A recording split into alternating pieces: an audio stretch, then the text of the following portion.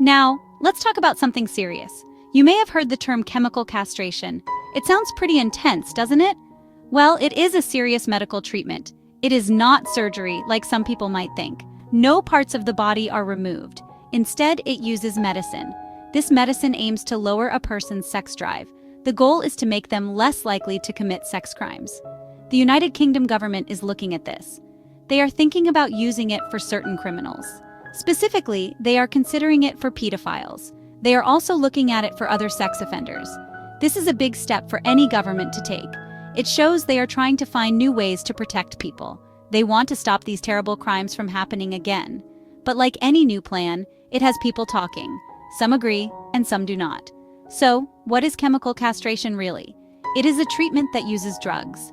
These drugs change the hormones in a person's body. Hormones are like chemical messengers. They tell different parts of your body what to do. In this case, the drugs target hormones linked to sexual desire. The idea is to reduce that desire significantly. Let's break it down. So, why is the UK government even thinking about this? Well, the main reason is public safety. They want to protect people, especially children.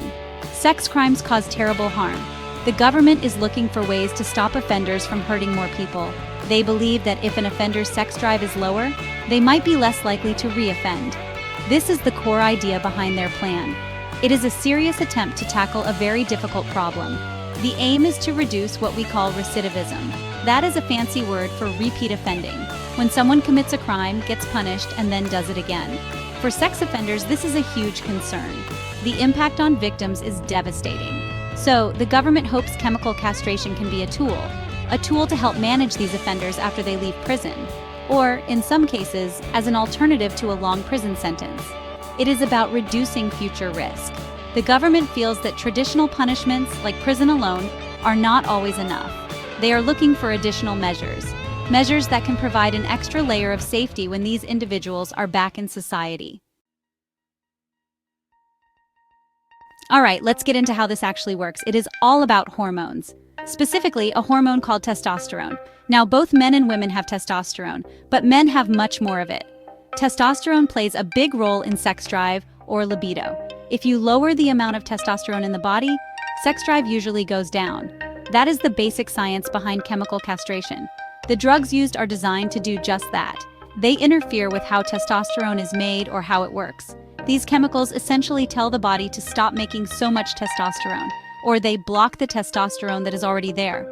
Imagine testosterone as a key, and certain parts of your brain and body have locks that this key fits. These locks, when opened by testosterone, can trigger sexual thoughts and arousal.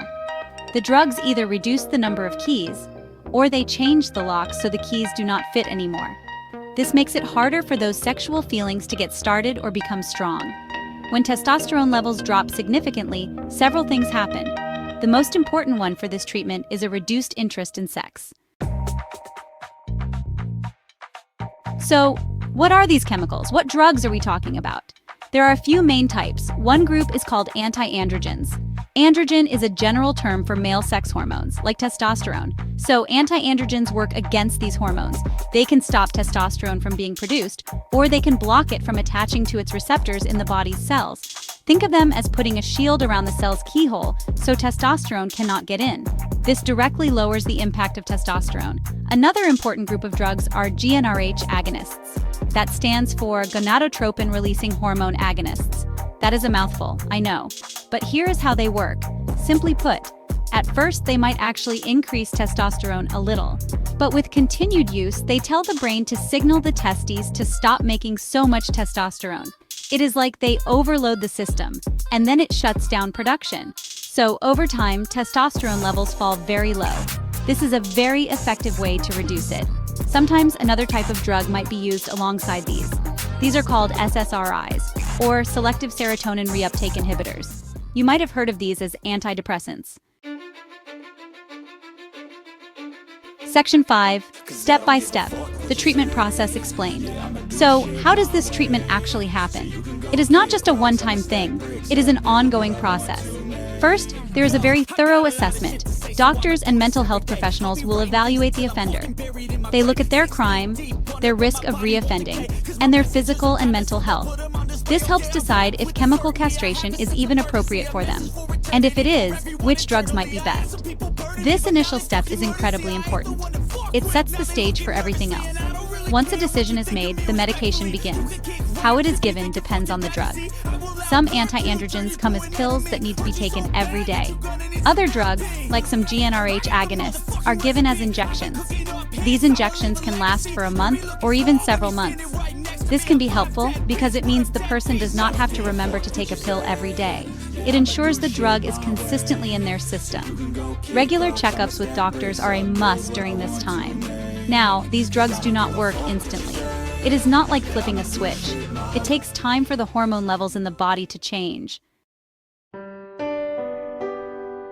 Section 6. Body and Mind. What changes for offenders? When someone undergoes chemical castration, it changes things, both in their body and in their mind. The main change, as we have said, is a lower sex drive. This means they might think about sex less often. They might have fewer sexual fantasies, and they might find it harder to get aroused. For some, this can bring a sense of relief, especially if they felt their urges were out of control. It can make them feel less tormented by those thoughts. But lowering testosterone can have other physical effects too. Men might notice things like weight gain. They might lose some muscle mass and strength. Some experience hot flashes, similar to what women go through during menopause. Their body hair might decrease, and in the long term, there can be a risk of bone thinning, called osteoporosis. These are serious side effects. Doctors need to watch for them and help manage them. It is a trade-off that needs careful consideration. What about the mind? Beyond the direct effect on sex drive, there can be other mental changes. Some men report feeling more tired or having less energy. There can be mood changes too. Section 7. Does it really work? Success rates and potential downsides. Now the big question, does chemical castration actually work? Does it stop people from reoffending? The answer is complex. Some studies show it can be effective, especially when it is part of a comprehensive treatment program. This means it is combined with therapy and close supervision. In these cases, rates of reoffending can be lower. Some research suggests a significant reduction in sexual reoffending for those who receive the treatment. This is why governments are interested. However, it is not a guaranteed fix. It does not work for everyone. Some offenders might not respond well to the medication. Others might find ways to stop taking it, especially if it is voluntary. And as we said, it does not address the underlying thoughts or beliefs that lead to offending. It mainly targets the physical urge. So if an offender is not motivated to change, the medication alone might not be enough. Success often depends on many factors working together. We have already touched on side effects. These are a major downside. Things like hot flashes, weight gain, and loss of muscle are common. More serious long-term risks include osteoporosis and potential heart problems. There can also be emotional or psychological side effects. Section 8. The big debate, is this right or wrong? Ethical questions. This brings us to the really tough part, the ethics. Is it right to use chemical castration on offenders? This is where people have very strong opinions. On one hand, there is the argument for public safety.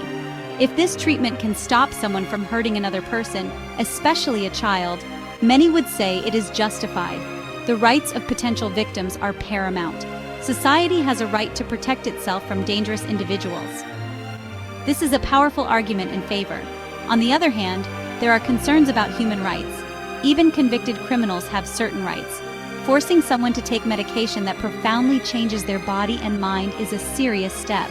Some argue it is a form of cruel or degrading treatment.